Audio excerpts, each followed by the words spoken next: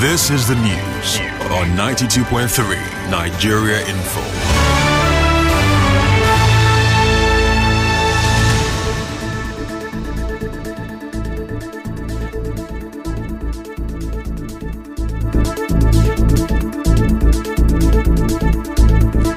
Good morning, it's Friday, April 26, 2024. Peace is a path to the prosperity of a nation. Let peace reign. On the news this morning, Governor Fubara seeks tougher action against oil thieves.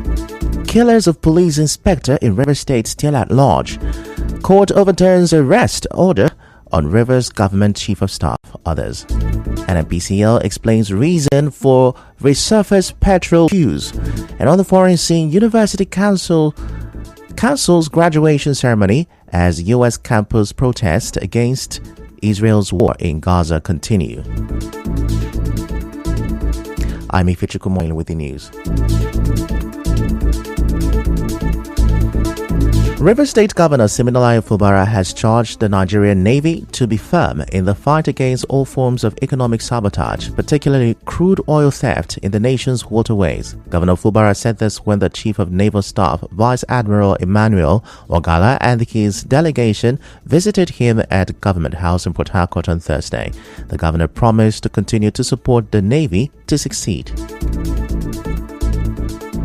The success of the Nigerian Navy in our state in the areas of oil theft, the state government have given all the necessary support. We have collaborated with the command, supported them morally.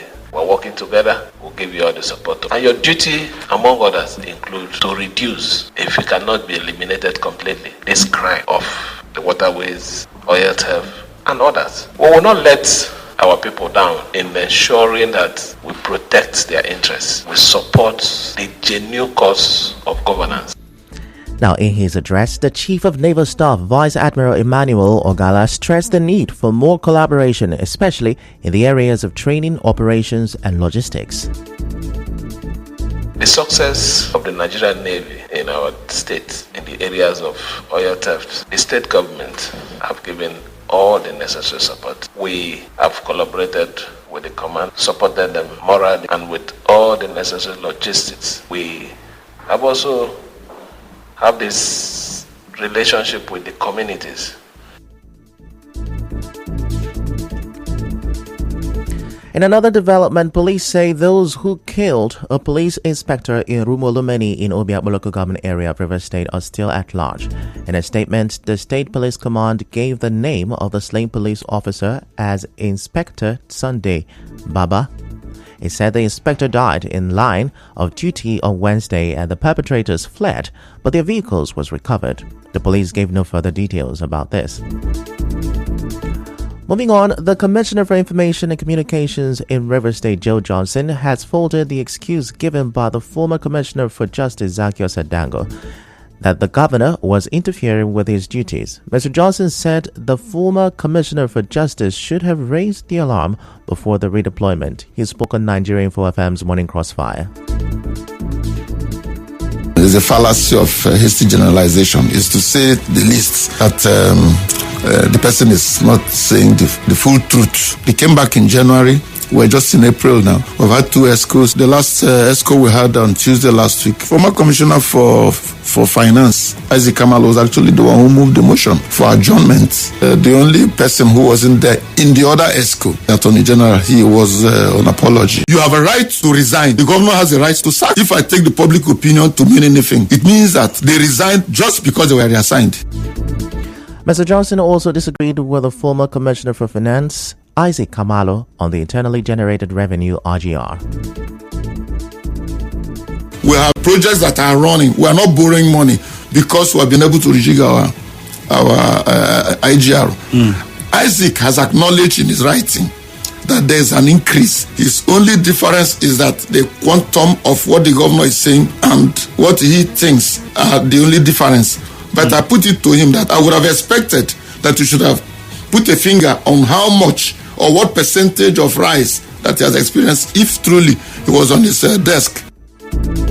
Recall that in his resignation letter, the former Commissioner for Finance, amongst many things, said his effort from 2018 to 2023 led to a steady increase in the IGR, but disagreed with the figure in the media, while former Commissioner of Justice and Attorney General Zaccheaus Adango accused the governor of interfering with his duties by directing him not to defend, oppose, or appear in suits instituted against him and the state government by persons hired and sponsored by the state government. Also speaking on this, a former commissioner at the Rivers State Independent Electoral Commission, Resiek Hope Barangotaria, said the former Commissioner for Finance should be summoned to give records of the IGR during his tenure.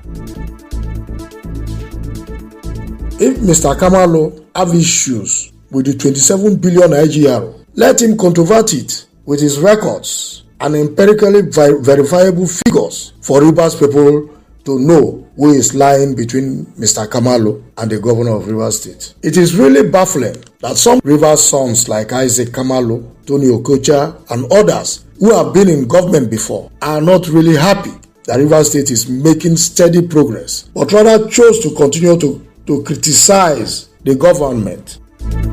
On the spot, Port Harcourt-based lawyer Vincent Chukwu said the former Commissioner for Finance has more to explain. So now that the governor has come clean to say that we now raise 26-27 billion every month, now that he has resigned, there will be another time to call him to now say the fact straight so that river people will really know what really was going on between the former governor and the present one. There is a serious case of non-disclosure, almost non-disclosure of relevant and material facts. Even though he has resigned, a public servant will still be called any day to account for his activities and actions in office.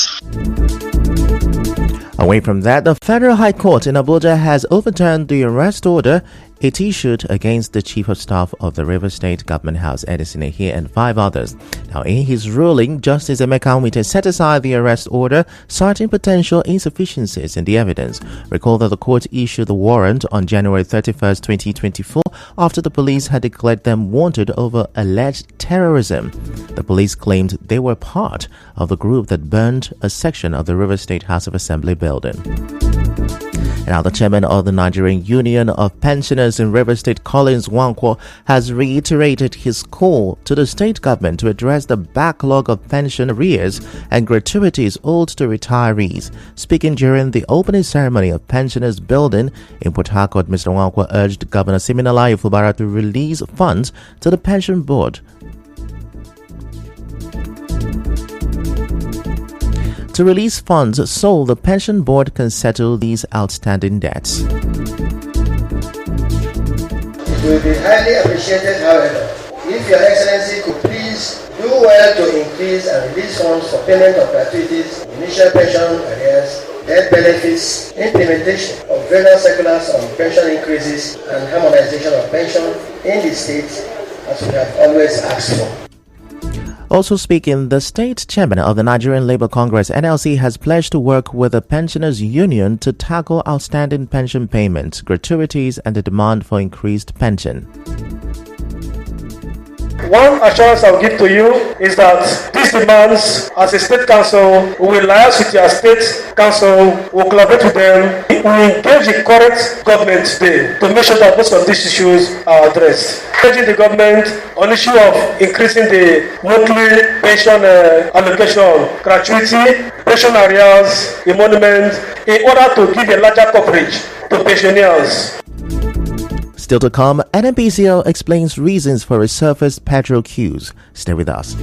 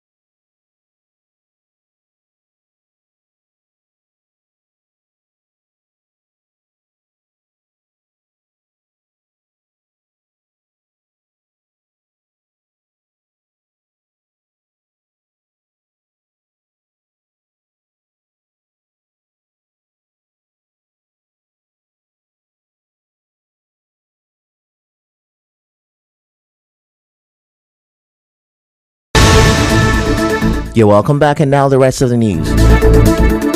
The Trade Union Congress TUC of Nigeria has frowned at the non-completion of the negotiations on a new minimum wage and urged the federal government to fast-track action.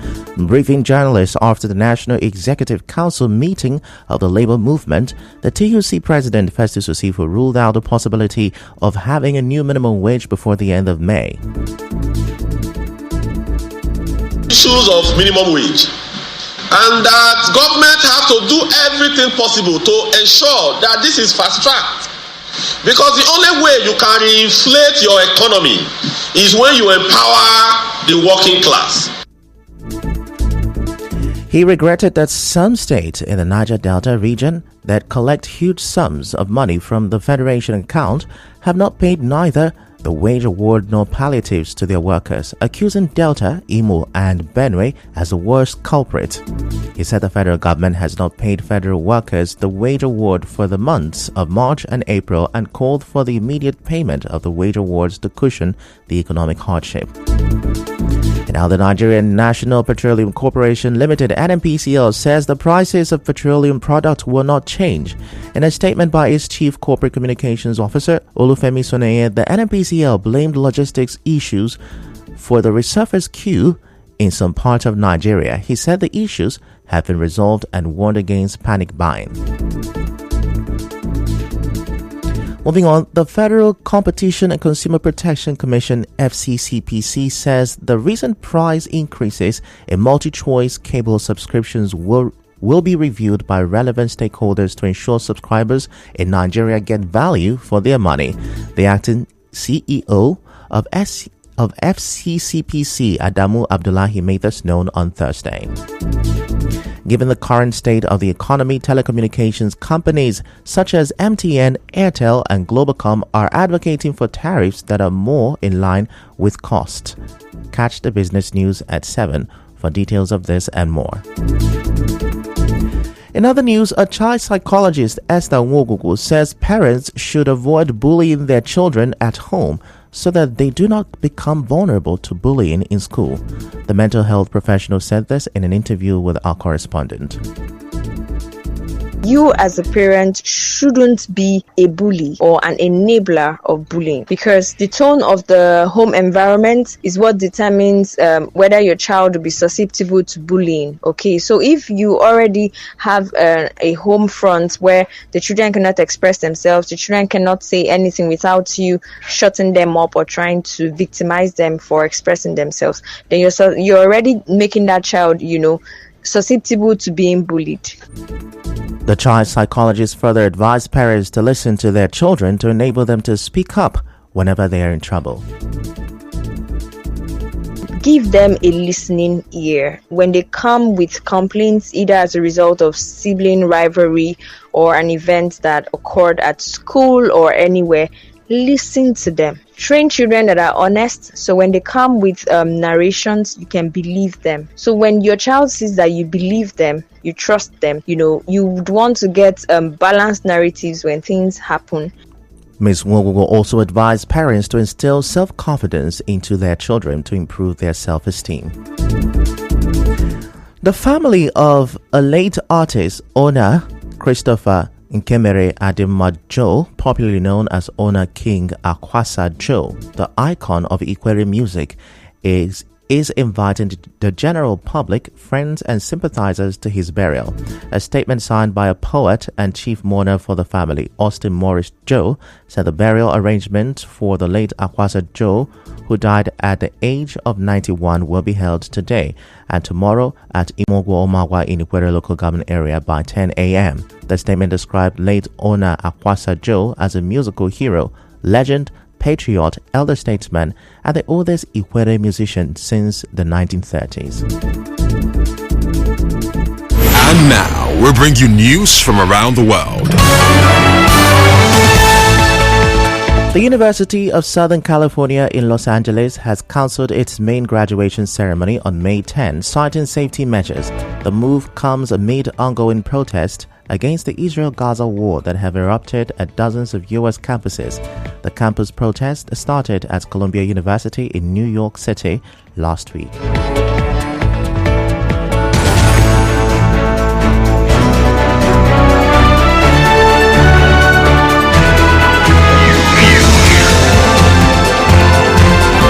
This is the news on 92.3 Nigeria Info.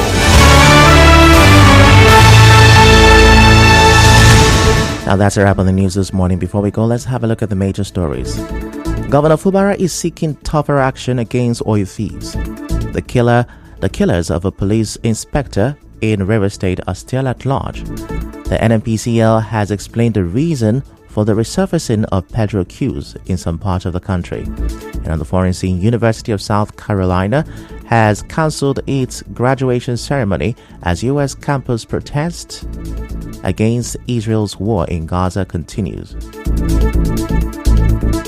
The news was edited by Chioma Ezenwafo. To reach the news team, send an SMS or WhatsApp to 0808-721-7215. I'm Ifechuku Moyeli. Many thanks for listening.